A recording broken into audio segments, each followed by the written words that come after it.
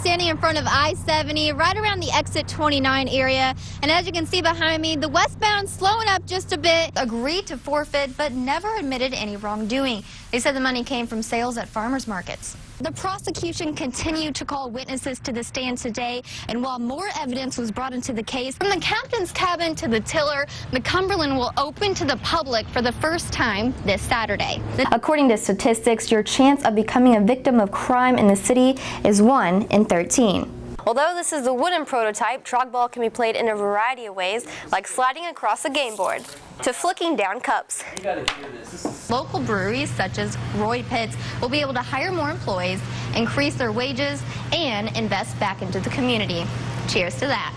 They'll come underneath here, where this will be a lifted railroad bridge. This month in West Virginia, law enforcement is helping bring awareness to drivers who text and drive. So before you turn that engine on, all of Bobby Robertson's accomplishments on a baseball field, but thanks to money from the state, they're able to start building things like a new dog building right next door that will be able to house 42 dogs. And in their administration building over here, in the basement of that, they're hoping to start renovations for a new clinic. Officials say this is the second largest landslide on the western side of Westernport. Now, they closed down Route 135 for public safety due to falling trees and large rocks like this one. This is the reservoir where Barrelville residents get their water from, and to my left, you could hear the creek as to where it comes from. Now, many residents still fear of whether or not to go with county water. I could feel and even smell the charred cardboard from Wednesday night's fire at the Maryland Paper Company. And here lies 10 tons of cardboard. There's 20 bales here you see behind me. Okay, just stay off your cell phone.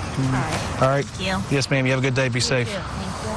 Stephen Dobson has been with the Martinsburg City Police for nearly 2 years and says he's seen it all, especially when it comes to distracted drivers. My understanding is driving and texting can be even worse than being under the influence of some sort of alcohol or narcotic, because you're not paying attention to the road.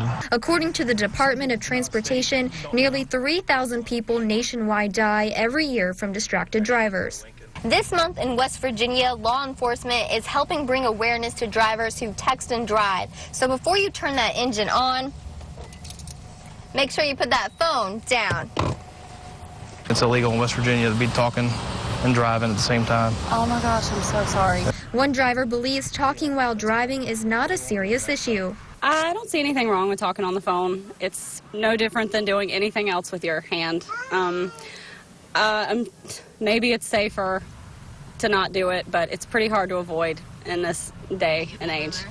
Texting, that's definitely dangerous, and you shouldn't do it. The regional coordinator for the governor's highway safety program says the campaign brings awareness and enforcement to distracted drivers about the danger they possess. This is not just about writing citations and pulling people over for texting and driving. This is about saving lives.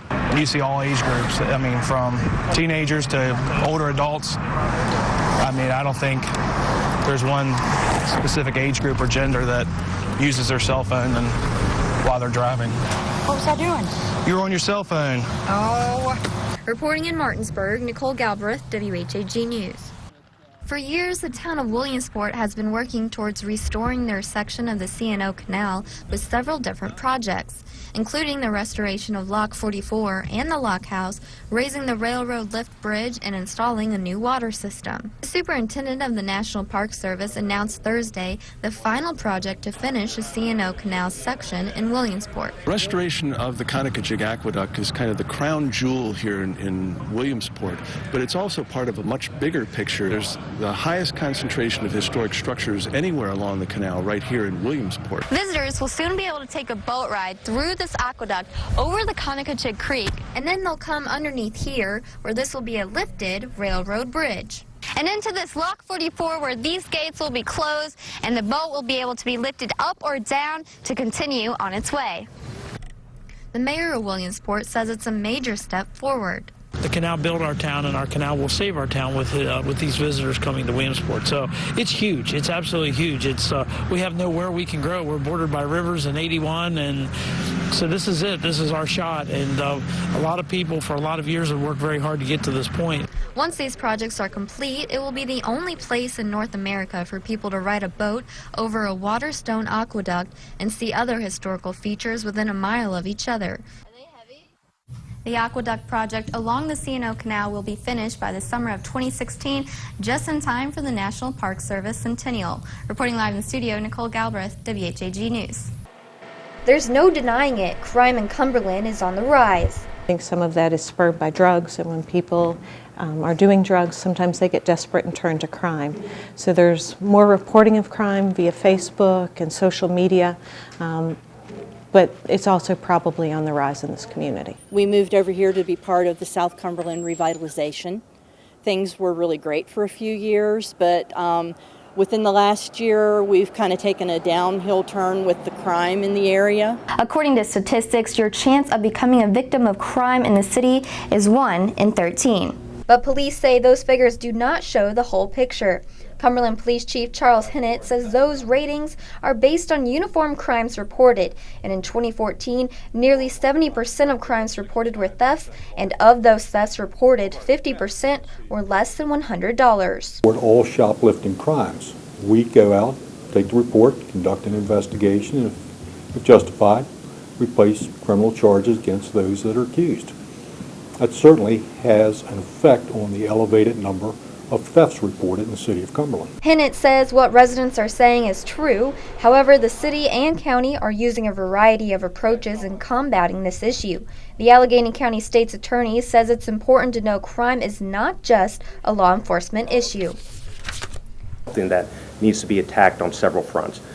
We in law enforcement can increase our patrols, can seek mandatory sentences, can do several different things to attack the problem, but finally and ultimately, we're not going to arrest our way out of this problem. It has to be something that has to be addressed on several fronts. I'll know what the major problem is in this particular area, and it is the lack of employment opportunities. And until we do something about that particular problem, the economy, the quality of life is going to continue to deteriorate. Yeah, my mom don't trust me walking to school in the morning. I ain't even allowed outside because of all the stuff that's happening on my street. The Safe Streets program is a new way to battle crime, which identifies violent offenders who present the most danger to the community, and in a coordinated effort providing data to hold them accountable for their criminal activities. In my 37 years in law enforcement, it's probably one of the best programs I've seen to actually be that effective. While police continue to arrest and prosecute drug offenders, the police chief says it's a problem, but it's not unique to Western Maryland. Reporting in Cumberland, Nicole Galbraith, WHAG News.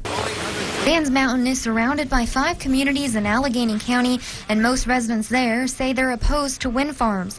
Dan Mountain Wind Force LLC has invested hundreds of dollars and numerous studies as part of an original 25-turbine proposed project. We do not want to live underneath wind turbines. We had code home rule passed that they have to be 2,000 feet away from your home. There's some people have signed off for it to be 1,500 feet from their home. It's very, very noisy. Turbines are not friendly. They do not make good neighbors. Park is president of Allegheny Citizens and Neighbors for Homeowners' Rights, or ANCHOR, a nonprofit organization set up to protect Allegheny County from wind farms. In 2009, the county passed a home rule stating protection against any inconsiderate placement of industrial wind turbines.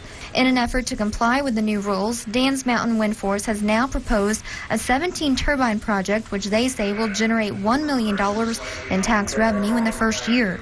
A Fortune 500 company, Exelon, agreed to own the project once it's finished, and is why Rick Lashbaugh, a longtime resident of Dan's Mountain, says he's in favor of the wind farm.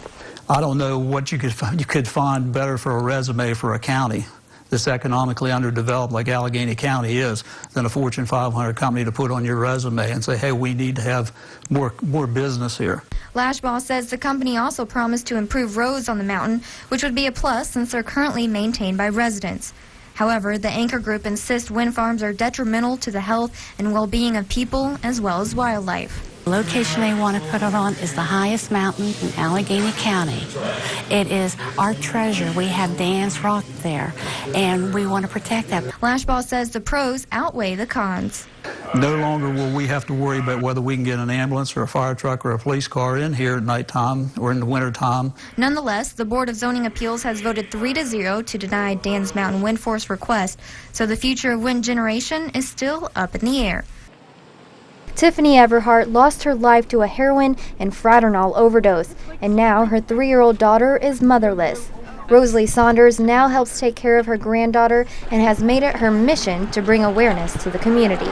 Berkeley County does not have a drug court system for juveniles or adults. There's no place for these people to go except for the jail or to the grave. I don't want anyone to experience death from this. Saturday, dozens of community members walked downtown Martinsburg holding signs expressing their concerns and calling for a city that's more supportive of anti-drug efforts.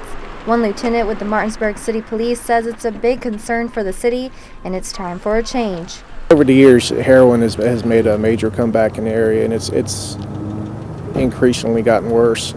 They're seeing overdoses constantly. With Tiffany Everhart in mind, Saunders says she will not give up until there is a difference. Fortunately, parents are becoming childless and children are becoming parentless, with this heroin epidemic that's going on in our community, and it's time for it to stop. Berkeley County needs drug court! Currently, there is not a drug court system in Berkeley County, and with the start of a petition against that, Saunders hopes for others addicted to drugs they will get the opportunity to change. Reporting in Martinsburg, Nicole Galbraith, WHAG News.